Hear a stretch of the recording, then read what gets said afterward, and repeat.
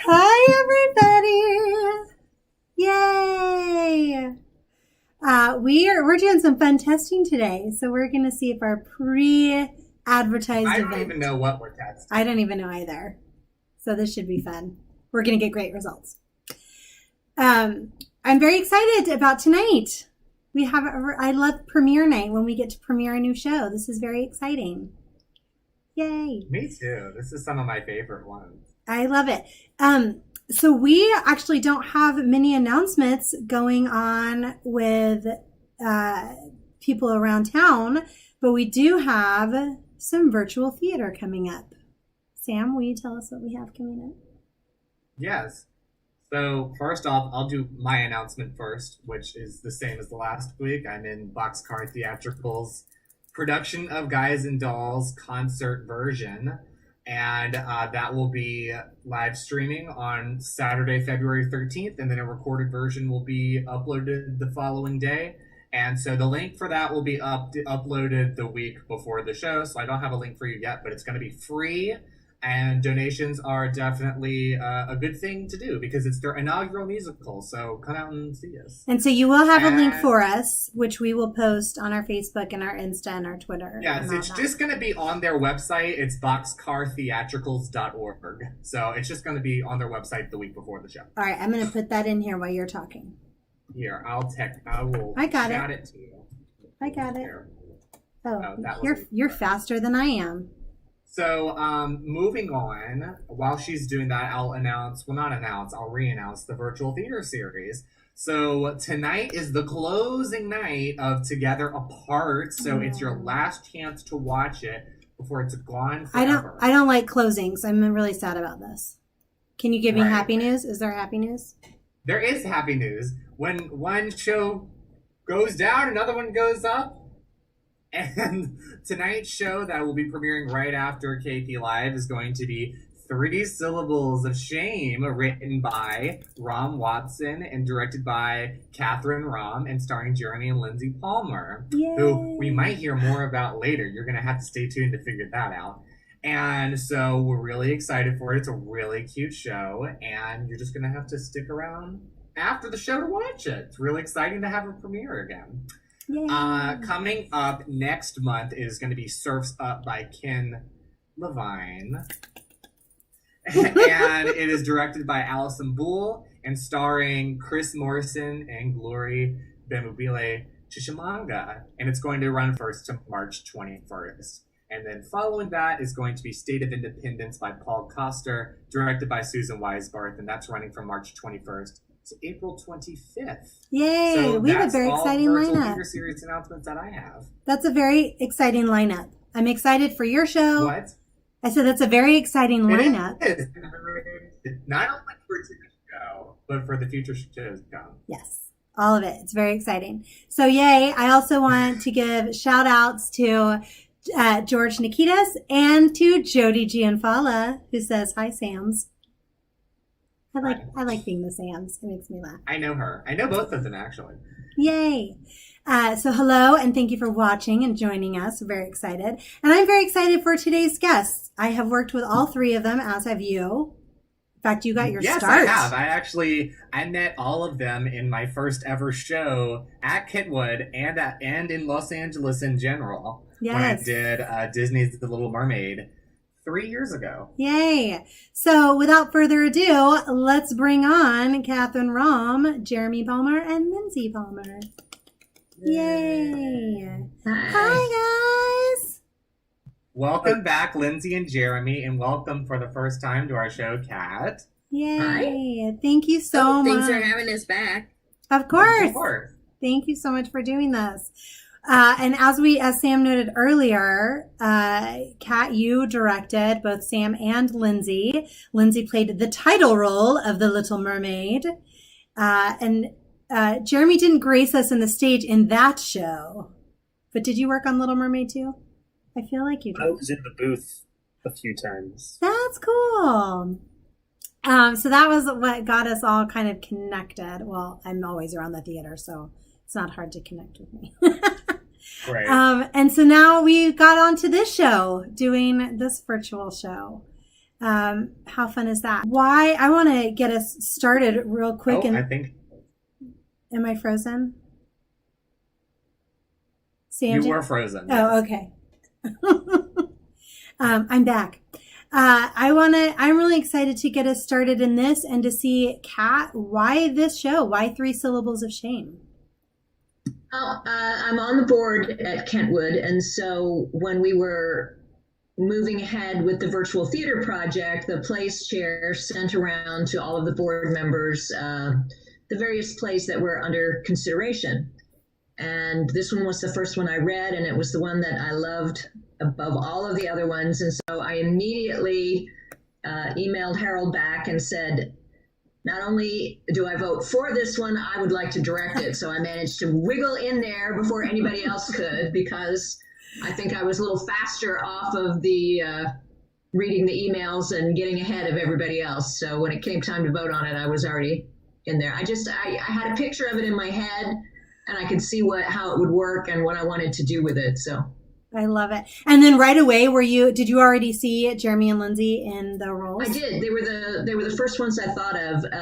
Given the intimate nature of the piece, I really thought it was important to have a couple that I could have be in the same room together, rather than try to do it over, an entirely Zoom thing, because it's such an intimate piece, and it's about without giving any spoilers, it's about such an intimate thing that happens with a couple. I really wanted to have that closeness and have them be in this space and be able to show the movement of the piece within that. So having a couple was perfect, and I was very fortunate that they agreed. They were always my first choice, because then I would have had to go hunting, and it would have been much harder to do. And Jeremy and Lindsay, did it take a lot of convincing? No, I read it first, I think, and I just read it and thought, that seems like a very doable. It was, it's very light and breezy, and so it seemed like something that would not that I shy away from a challenge, but it was definitely something that was like, oh, this doesn't require that much in the way of acting. It's not a big stretch in that way for us. So I thought it sounded like fun, and you could hear us both kind of doing it naturally. And I read it, and I really liked it, and I definitely pictured Jeremy and myself working on this with Kat, and it's theater, and I miss theater, and it's like any project I can get my hands on, it's like a blessing right now. So. Oh, I hear that.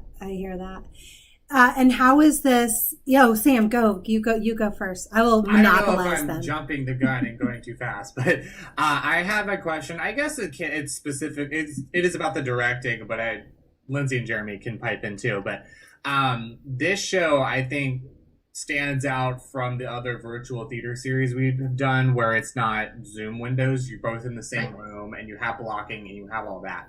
So when I was doing Recipe, it was all like I had to worry about like, oh, this is on Zoom, so we have to do this and this and this. So how is it different for you still directing virtually, but having the freedom to have that blocking and have that space and have that intimacy with each other?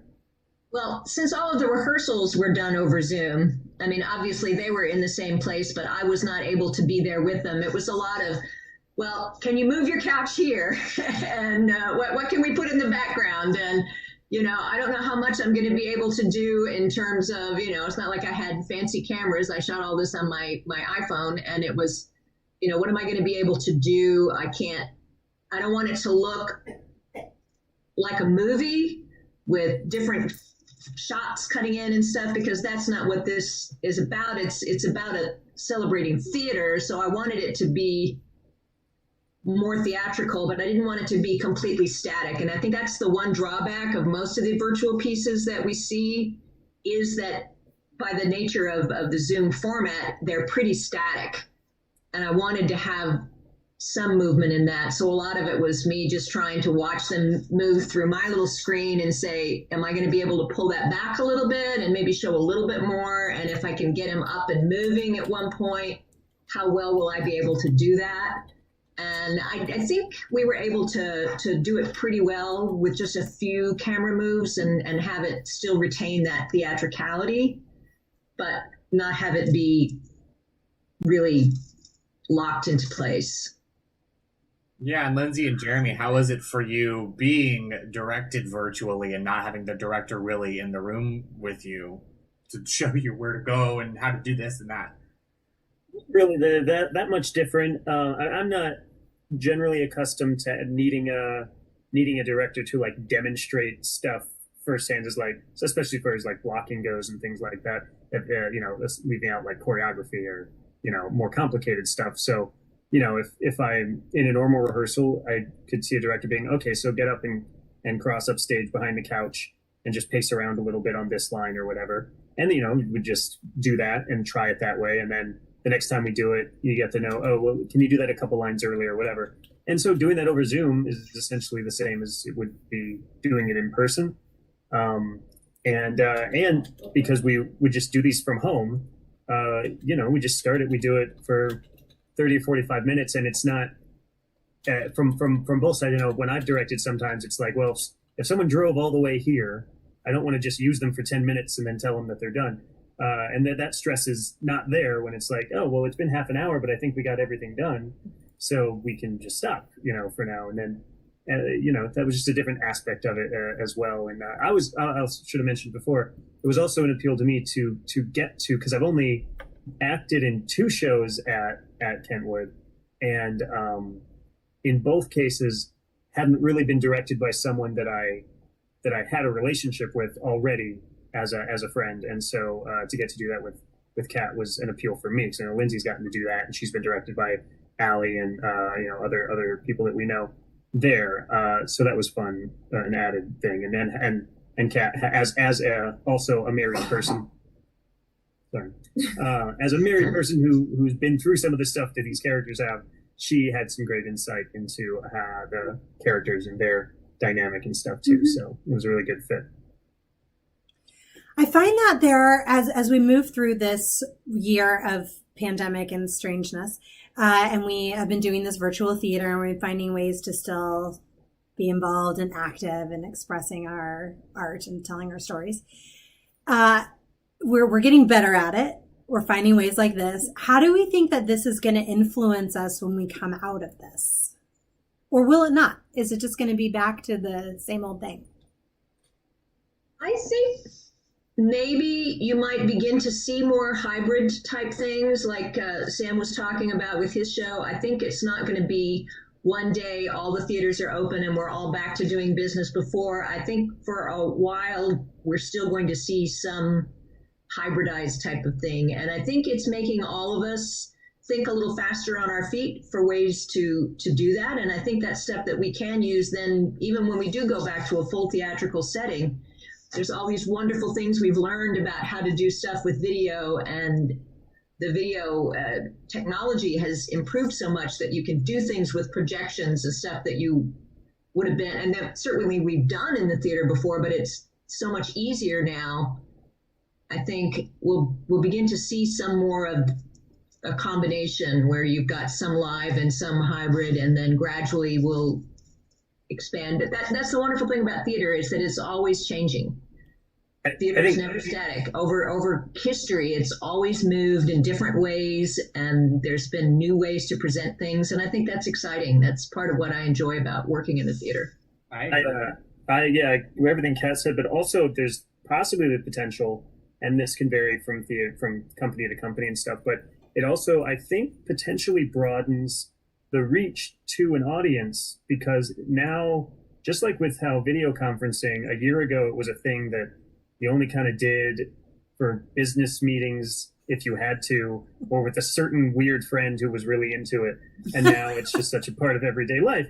And in the same way, it's like, oh, should we stream this show, or like do a week-long you know, even if it's just the cameras in the back and we're streaming it live, it's like, was that worth it? And it's like, well, no, who's going to want to watch that? Even though that means that, oh, well, maybe your grandma in Sheboygan can actually, who can't travel or isn't going to travel, she can still watch the show. And as a way now where people are now used to paying for that also, because that was the thing, was like, is anyone going to do that? And it just potentially opens that up to like, oh, so we can run it and we can show it to this audience, but then also for a week or so or whatever we could do, we could also put it up through a pay thing where you pay $10 or something and you can stream it at home, so that could be potentially added income stream, and also just making theater available to whether it is people who are infirmed or can't travel to come see a family member, or just whatever couldn't make it work. They're stuck out of town on business, anything like that.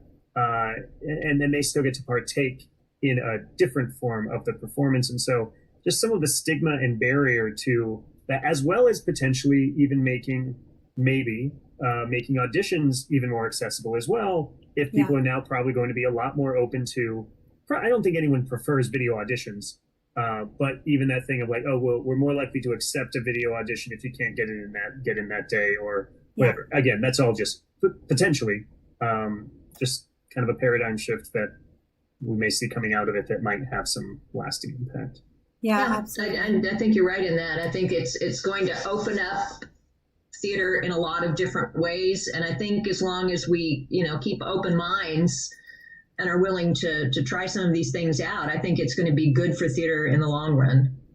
Yeah, absolutely. Yeah, like I've been in 4 Zoom productions at this point, not including the ones I've done like, tech help with for Kentwood, and then the one that's coming up next for me.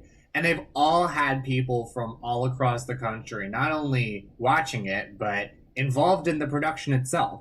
So, you're not only are you broadening like what you can do with theater itself and the technology and the projections, which I think is going to be really awesome to see people use that, but you're also having people from like halfway across the world, halfway across the country, whatever, being able to audition and perform and watch it. So even in the show that is closing tonight, one of the actors is from New York, and so we wouldn't have had her had this not happened. So I think one of the upsides is being able to broaden the scope of who's involved in it as well. So yes, there's a couple of upsides. Shari Barrett, who's watching, makes a comment that theater is a very fluid art form.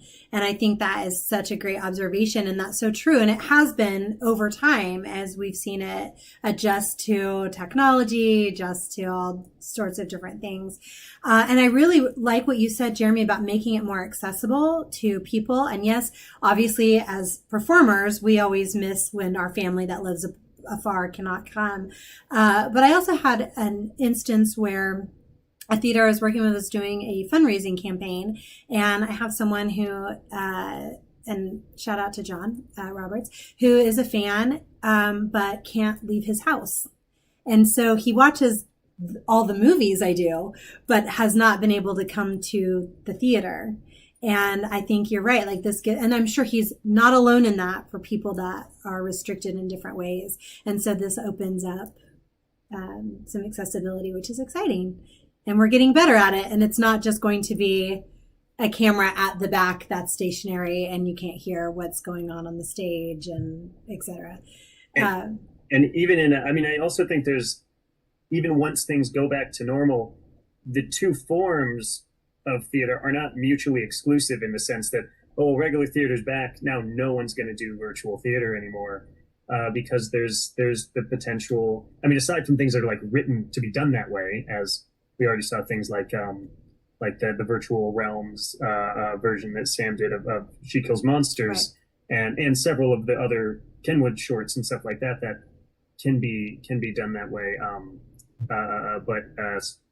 So the potential to just have virtual theater be an ongoing thing that keeps happening while people are still able to go and see live theater also, I don't think those aren't going to cannibalize each other much, that if people want to keep doing them both, then that can happen as well. Absolutely. I've also seen some really cool productions while we've been in the midst of this plague. I went and saw a show in a parking garage. And I know that these kinds of things are going to continue because it was just cool. Regardless of whether or not we have the plague, I hope we still continue to think outside the box when we're doing this. Yeah, seeing a show in a parking garage is probably one of the most interesting sentences you could do to start a story. Yeah. Oh, I was seeing the show in a parking garage. different kind of shows you've seen. Well, I was in a parking garage. Well, it's not a far step up. There used to be a show in Hollywood, and I can't remember the name of it, but it was one of these live action things where you go into this old mansion, and it all starts in one room, and then you follow the people around, and you choose which actors you want to follow around, and you get to see different pieces of the plot depending on what room you walk into, and they're performing all around you while you're just walking around with your drink and enjoying it. And that, I think, is similar to what you're getting in these parking lots. I know I didn't get to see it, but I know they did this Stranger Things realm. Yeah. For the Christmas time, where you literally drove to different parts that were done up as different parts of the Stranger Thing. One was the mall, and then they had you would drive someplace else, and now you're watching performers in the Upside Down, or it's exciting that there's all these different ways now that you can utilize performance and have it be more organic to its location. Yeah, and the one other thing we got to see back in Denver, we had friends, several friends we knew in a professional company there. A show had been written by one of the performers that we know, and it was written to be done by families, like couples, and then a father, daughter, a mother, family, and then some couples. And the show then that was done, which I think did involve people from all over the country, they performed this a couple dozen times, and they did a new performance each night, because the whole thing was it wove in that immersive quality where you'd watch like a 20-minute act, and then there'd be a breakout room where you could choose, do you want to see, and it was all written to organically be Zoom conversations. So it was, do you want to follow this character or this character or this character? So you could, and I imagine people did,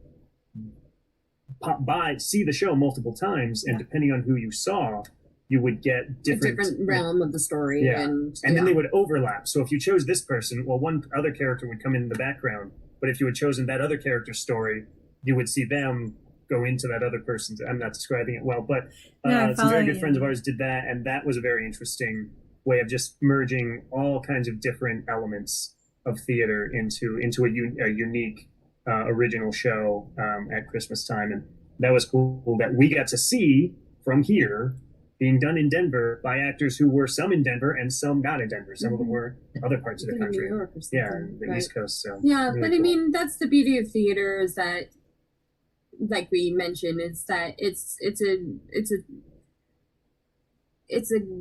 always like a creative process. You're always going to be putting in new realms of things and creating, and just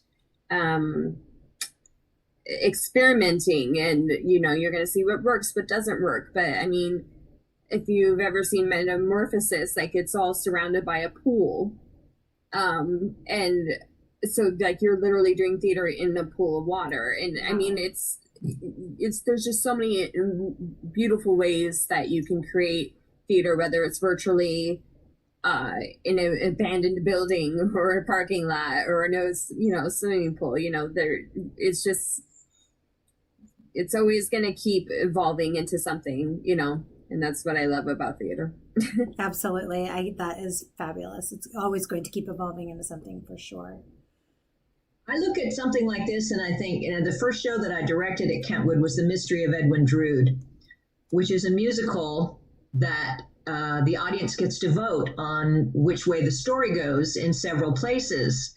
And so it's never the same 2 nights in a row. And it's a lot of fun to do. And I could see how well something along that line would be in a virtual format, where you could have entire different cameras. You can say, well, if this person was the killer, what would happen? And we can see that. And then you can also click over then and say, well, no, I changed my mind. What would have happened? Right. If that person was the killer, and why we couldn't do that, on stage, you had to pick one and go with it for the night. But in a virtual format, you could literally go through all the different permutations, and it would be fascinating. You could even put them up almost side by side, and I can see how that would be fun to play with. Yeah, for sure. For sure. Well, so that brings up an interesting question because, and I always like to do this because Sam is also, well, both of us are very much film and theater. And you had talked about earlier, Kat, about how it wasn't the same. You weren't doing different camera angles. You weren't doing different shots. Where do we find the line between film and theater on film? It's an interesting dilemma because you want to keep that, some would say, well, there really isn't a differentiation, or does there need to be? But for me, I think there is something inherently different in the art forms, and I think it would be nice to be able to have something, and I think it all comes down to the audience. In a film, you don't ever have audience interaction, whereas in a live performance, that's the key, whether it's a live over the internet with people chatting and saying, why didn't they do this? Or, where you can even actually see that responding, or, some hybrid of the two. I think that's where the dividing line is. But at some point as we move into virtual realities and everything else, Yeah. How important a distinction is that? I don't know. Yeah, it's an interesting question. Well, and it's something that people even ask on a much grander scale about something like when Hamilton came out on Disney Plus, and like that version of it, which is a mix of live performance that was filmed during live performance, and then other things that were filmed absent an audience, that they could go on stage and do these kind of close-ups and other kind of angles you can't get with an audience, and then it's all edited together into what people then watch. And there's that debate of like, so is that a movie, or is that a filmed version of a show? And it's, the truth is kind of somewhere in between there. And that obviously costs millions of dollars to do that kind of thing. But something like that, I ultimately liked watching. I wasn't sure what the final edit, because we filmed it with Kat several times of this whole thing. And we always filmed it all the way through each time. It felt more like a live performance. Yeah. I mean, like, as far as like theater, it definitely felt like a theater acting experience than it did more film, I guess. And I was glad to see that it's ultimately it's uncut. The final one. I wanted to have the coverage in case I needed to be able to cut in and out, but I ultimately liked, even though there were maybe fine details that we could have smoothed out, if I had chosen to cut things in, I thought that the energy of it was better in the one continuous take. Yeah, because it felt more theatrical too when I saw it. Yeah. Right, and I don't think anybody, I don't know who knows this, but I think this is the only virtual theater series without really any cuts, because, spoiler alert, all of the other ones I did edit different takes together. So you can't see them, but it is kind of like, again, straddling that line between film and theater, because I did take different cuts from different places, and in some instances put different audio from different takes and put them on top of each other. So there was a lot of that kind of thing. So lots to consider.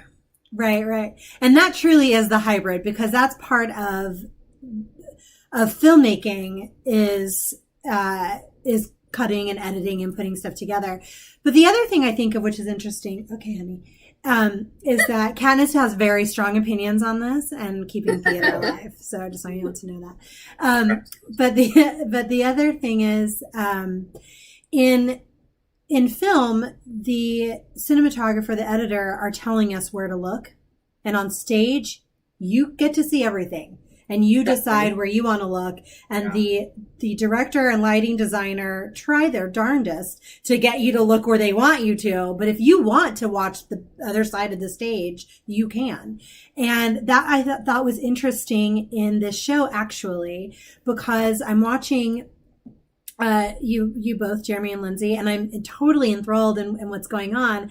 But I also was like, oh, they have their Christmas tree. Oh, so this is around Christmas, and it's like I'm thinking about, because it's my natural inkling as an artist. I always look at everything else, and I did the exact same thing because you couldn't force me to look at whatever it was. Sometimes you would say a word a certain way, and I would be immediately drawn back in to the specific action of what you were doing. I'm trying to not give spoilers, but so it's not that there's really spoilers, but I want people to come in. It's basically Tenet. It's basically Tenet in 10 minutes, really, as far as as far as plot goes. Yeah, that's true. That's true. Pay attention, everybody. So moving to a kind of a different feel of this, when doing this show, Kat, you briefly talked about, you read it and you were immediately like, I want to do this. What was it about it that drew you in? And I'm going to ask the same thing for the two of you. What were the things that you identified with that you really appreciated and enjoyed? I think for me, it was the playfulness of it. It's the aspect of gameplay and wordplay. That's something that my husband Red and I do naturally all of the time. We'll make up weird games and go through, and it's just something that's always been part of our family. I grew up playing games and doing different things like that. So to me, that was such a wonderful little natural bit that the author Ram threw in there, that it made it feel like it wasn't this artificial construct. It was just two people doing what they would do in the evening. And to set them, I really wanted to emphasize that with, then I don't think this is too much of a spoiler, to have them actually be playing cards. Yeah. As they started, because it's based around that game, and is it a game, and how much of it is a game, and the game is actually becoming more of reality. And I loved that sort of layering of it. That starts out kind of lighthearted and does move into a little bit more deeper grounds, but always it was the gameplay of it, I think, that attracted me. It's very witty in that way, for sure. I love that as well. I like a good banter, and going back to, from Shakespeare to Howard Hawks to Aaron Sorkin, or those types of writers that have that kind of nice zingy dialogue and stuff like that. And I haven't gotten to do a great deal of it, really. And so that was the appeal, and it's always helpful to do that with someone whose rhythm you're used to. So yeah, that was just kind of a no-brainer. And the idea that it was based around seeing as how we've played literal games with every single one of you here, and probably many of the people that will eventually see this at our house and at Kentwood cafes and other people's houses, all that kind of stuff. So doing that, and then the cards, like Kat said, which wasn't in the script, but it was something we all kind of thought, like, that might be, makes more sense, a way to just also, it's also a way to incorporate blocking again, so it's less static, so there's something going on. Right. Although then that led to sometimes ending takes and being like, you didn't play the game right. Oh, I won. I don't know if anybody noticed, but I won. I didn't notice. I thought it was pretty clear, actually. Somehow the game gets overturned, and we'll never know who really won. I do love an ambiguous ending, though. Yeah, that's it. For me, what drew me to do this was not... The script was, I think, very well written, very cute, and captured the characters very well, as far as... I don't want to give anything away, but I think that very real live characters are, in a situation where, they have to make big decisions, and it's it was a very cute, fun script, and to do anything with him is always, like that's how I met him. It was like doing theater, and it's like that's how I fell in love with him. And so it's like anytime I get to experience theater with him, or although the last time we did, I had to kiss another woman, so this was good to kind of bring her back into the fold. Every so many years, we need to do something together, romantically on stage, just to remind her what's going on. Right. But it's fun to create with him, and it's fun to come up with our characters and how they interact with each other. If she does a show I'm not in, she still makes me run lines with her and like make suggestions and stuff. So every time she does a show, I'm still rehearsing for the show. and often being there anyway. There was a reason why when I had to step in to a show she was in recently, I basically already knew the lines for it because I'd seen it a dozen times. I was producing it also at the time, but still. So like, if she does a show, we both do the show anyway. So the prospect of actually both doing a show and getting to perform it together also had an inherent appeal to it. So I love that. I also love to know that if we cast Lindsay in a show, we get an automatic understudy for most of the characters, which is great. That's really good. I mean, why do you get mad at me when I do help you rehearse? What do you always get mad at me for? What? When I help you rehearse. Yeah. Why do you always get mad at me? Why do I always get mad at you? Because I don't. What do I do before you do? Oh, memorize the lines before I do. He has I don't know what kind of brain this guy has. Science doesn't know. But he literally could have all my lines plus a few other characters' lines memorized before me. And I'm like, I don't understand that. It drives me crazy. I love it. I also want to point out that this is art imitating life, imitating art. Right now. Right? Yeah, I'm watching this, and I had that feeling when I watched the show. I was just like, I feel a little bit like I'm like spying on Jeremy and Lindsay, and this is a somewhat inappropriate. What's funny though is that I feel like his character is more representative of me. Like I'm the very funny. yeah, that's true.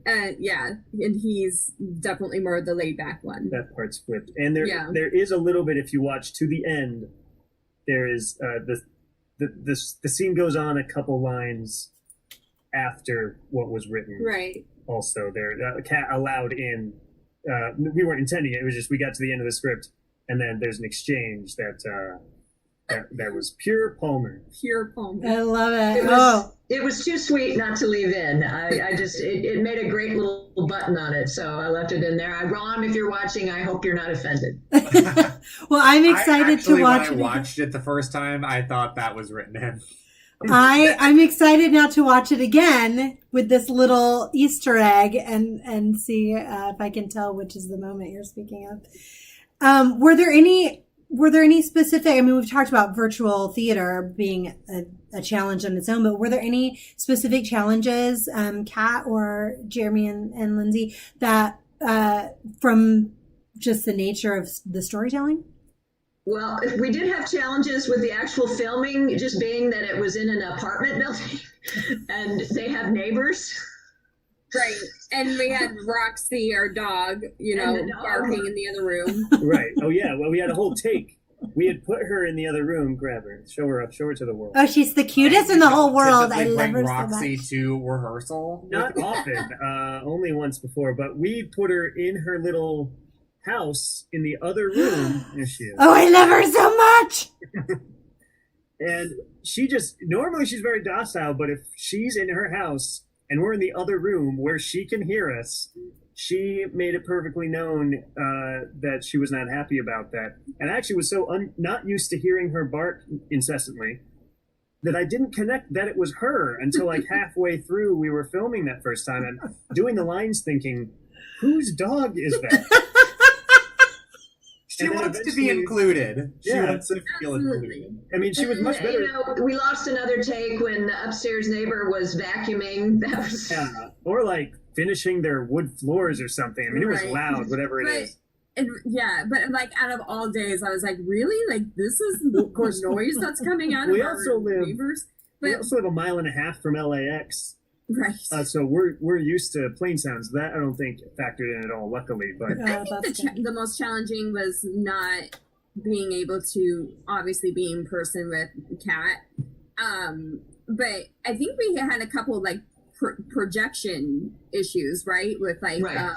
yeah. it's hard to find the sound balance, and especially when you're rehearsing over Zoom, it's hard to know.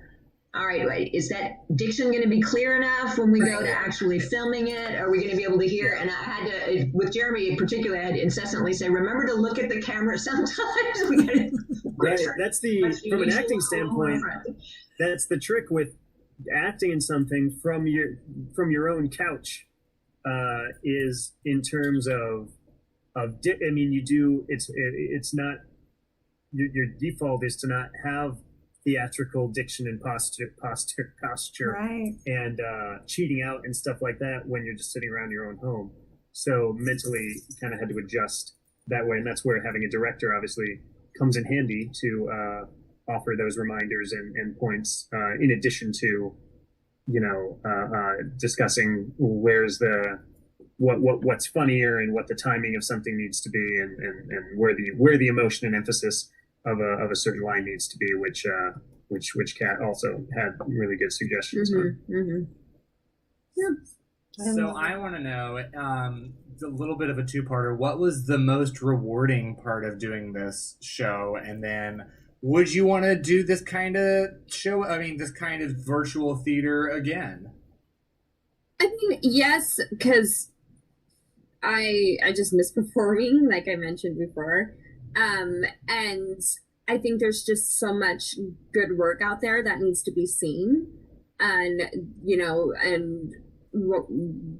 this is like the perfect time to show people's work and their writing and their acting. And even though it's different, but, for some, and maybe for some beginners as far as acting goes, like maybe they can feel more comfortable in their own home trying to try this whole acting thing out and be like, oh, I guess I kind of like this, or just trying to experiment. It was fulfilling it's this will sound, you guys will all get it, but other people it'll sound like eye rolling, but like now that the fulfilling part mostly came now that some people have seen it because we previewed it to our membership meeting. And so, 30 or 40 people, did get to watch it and had very nice things to say about it. So that's where the fulfilling part of it comes. When you do theater, up until this point, it's basically like when you do a monologue in the shower. It's like you may walk out of there being like, I think I nailed that. But if nobody's seen it, then you don't have that validation. So it's really like any actor. It's like once somebody tells you you've done a good job, then you're like, oh, okay. Yeah, we got really Now nice feedback, and that really meant a lot. But and now it's going on the internet where no one ever says anything bad about anything. No, so I think never. we're in pretty good shape. But Yeah. no, I mean it was nice that Kat had us in mind, and That is when you're asked to do something, because Yeah. she did not make us audition. We would have auditioned. yeah, She did we not would ask have us to. if it was Although and I've yet yeah. to audition really for the first round of the show. That's just how it's happened. Okay, I don't refuse. It just it's just the way it goes. Well, From my standpoint, I would direct another one if it was a piece that I had a connection to.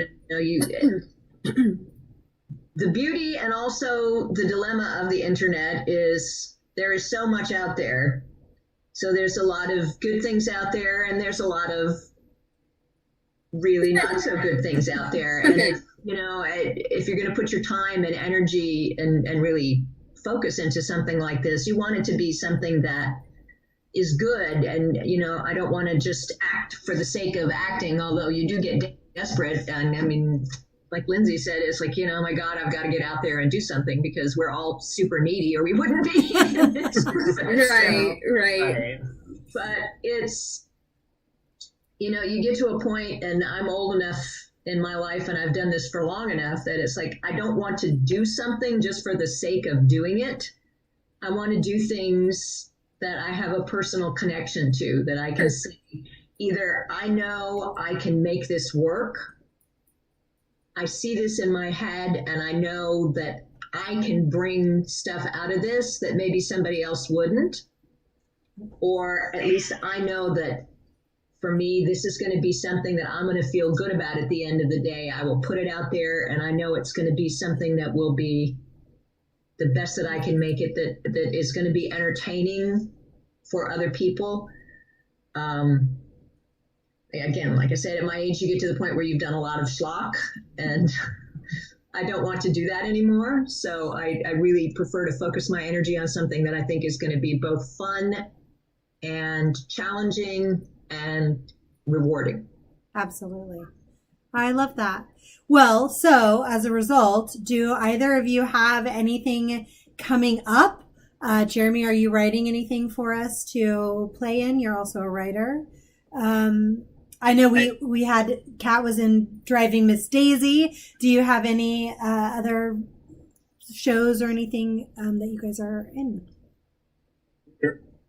We are working on a couple other things. Lindsay did another show, a hybrid theater, live theatrical original show with our friend Sean Plunkett from Kentwood, as that thing just kind of on his own, like literally in his garage at his house, that he had the idea and he wrote for them to do, that I helped him with. And we're, now that he's kind of gotten the hang of that, we're working on some other things, like an actual, he hopes to do a kind of a mix of film, like a short film that I wrote that he wants to do, that we're looking to shoot next month. Well, he's actually started shooting part of it, because that will be a thing that'll be shot and edited together, and there won't be any theatrical parts of that. But then also the show that they did, which was called, I don't want to call it Safer Apart. It was Safer. It was Safer. It was Safer Apart. We always confuse it with Safer Apart and Together Apart. Together Apart. Yeah, we can't mix them up. So theirs were Safer Apart, and did that live and had 200 or 300 people watch it live, I think, or 200, over 200 people that watched it live from all over the country, which was great. So, and as some of you guys watched it yourself, thank you. And now he wants to do another one of that story. So he and I are working. I mean, we're all working on it, but writing wise, he and I are working on that to hopefully do after the short film down the road. So those are things that we're getting, which again are things that we're like, these are good to do now, and maybe things that once theaters open again, we can still keep doing in the midst of also performing on stage, and then keeping other things, going that way too. Because especially once everybody has this equipment, you've all got ring lights and cameras and all these different, and we know how to stream stuff. It's like we're not gonna unlearn that as soon as quarantine's over. So it can be a thing, just keep developing other things. And while you're talking about that, shout out to Miss Gloria Plunkett, who is watching and says, "Hey, I know that guy." Yeah, Lefty gets around. Kat, what about you? Do you have anything going on? I'm mulling some projects. I have some ideas for things musically that I think would be fun to do, and so I'm looking at ways I could make adaptations of things that are perhaps either being written directly for this, or that I can adapt from stuff that's in the public domain. I'm looking at some Gilbert and Sullivan pieces and how that might be adaptable to a format like this. Again, the challenge with music is it's very difficult to stream that sort of thing, because you've got the different lags, as we all know from our great Pippin. I was just thinking about our first time trying to record the Pippin video. It was early in quarantine. We didn't know better. I see people do this online. I see these, recordings, and clearly they have much better equipment and much higher level software than I have access to. But to get people, a group of 10 or 12 people to sing over Zoom and be together is nigh on impossible with the equipment that I have. So you have to figure out a way to do it,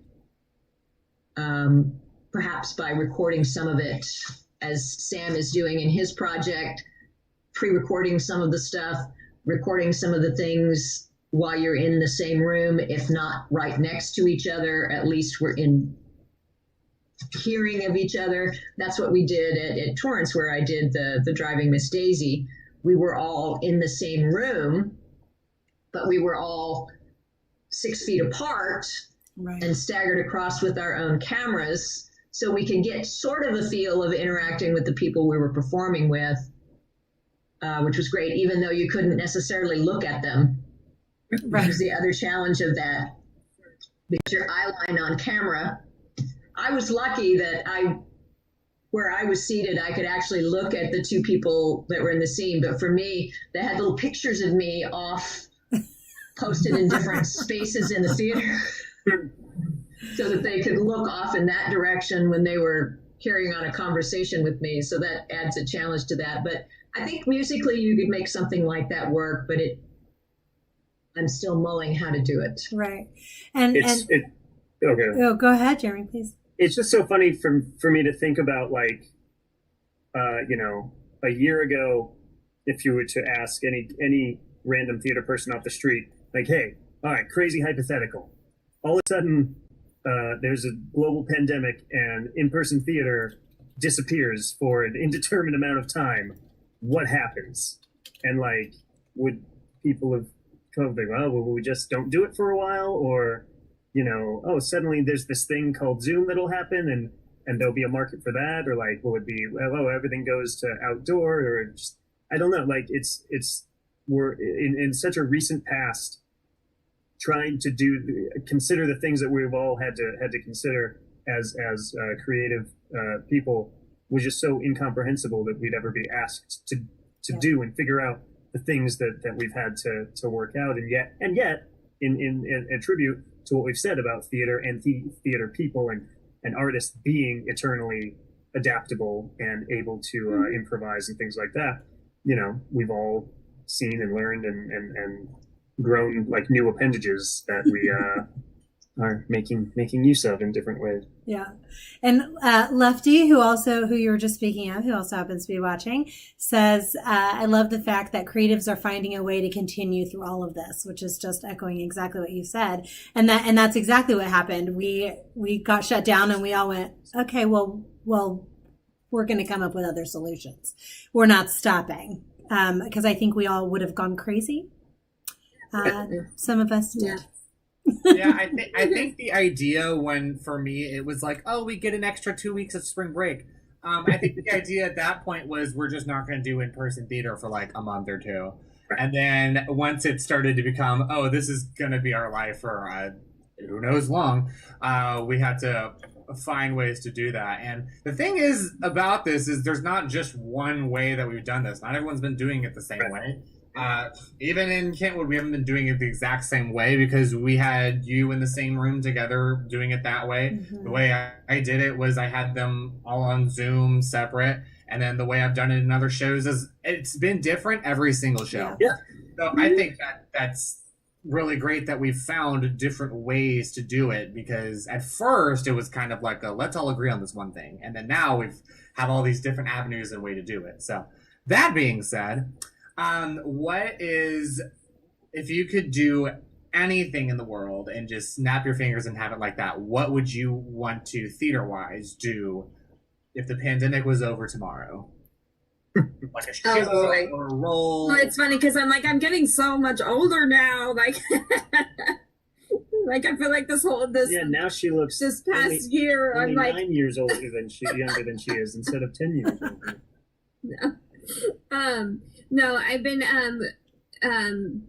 doing voice lessons very safely with Elizabeth Summer, and I've been working on The Light in the Piazza. And so if anything, right now I would love to be playing Clara in The Light in the Piazza, just because that's what I've been working on, and I just love the music, and it's challenging, and it's a beautiful, deep piece of musical theater. So That would probably be my project of choosing if I had that choice. Yeah. How about you? I don't really have those. He Well, how just about does you, whatever Kat? show you're in, Lindsay. That You they know, need a I've been replacement. fortunate in my career to do a lot of really dream roles, and when you get past a certain point, there's only so many dream roles left. I would love the opportunity someday to do Gypsy. I think it would be fun to do Mama Rose. I would love to see that. I think it would be fun to do maybe Hello Dolly. Oh my gosh, yeah. I think I would also have fun with that. But other than that, there's a lot of interesting pieces that I would like to direct. I had one lined up that I was going to be directing this spring, and of course that fell off, and hopefully that will come through at a later time. But I do love doing both, and the good thing about theater is that it never runs out. That's right. There's always new pieces, and there's always wonderful old pieces that you can take a new slant on. That's right.